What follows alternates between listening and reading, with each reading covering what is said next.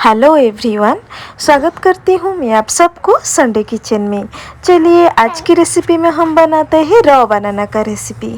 पहले हम क्या करेंगे, ये जो रॉ बनाना है इसको कट कर लेते हैं। इसको पील अप करके इसको राउंड राउंड करके कट कर लेते हैं। रॉ बनाना स्वास्थ्य के लिए बहुत ही अच्छा है।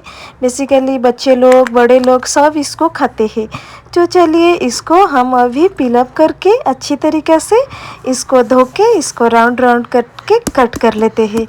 ये रेसिपी तो बहुत ही इजी है, सो इसके लिए ज़्यादा इंग्रेडिएंट्स भी हमको नहीं लगता है। ये रेसिपी आप सिंपल तरीक़ा से बना सकते हैं। इसमें ज़्यादा टाइम भी आपको नहीं लगेगा। आप लंच की टाइम में ये वाला रेसिपी बेसिकली मैक्सिमम बनाते हैं। हम क्या करेंगे, एक पैन गरम कर ली एंड इसमें 1 चम्मच कुकिंग ऑयल ऐड कर ली। आप चाहे तो मस्टर्ड ऑयल और कुछ भी कुकिंग ऑयल यूज़ कर सकते हैं। इसके बाद वो जो पंचू फुटन है इसको ऐड कर ली। आप चाहे तो इसमें जीरा ऐड कर सकते हैं, अगर कुछ ऐड भी नहीं करेंगे भी चलेगा।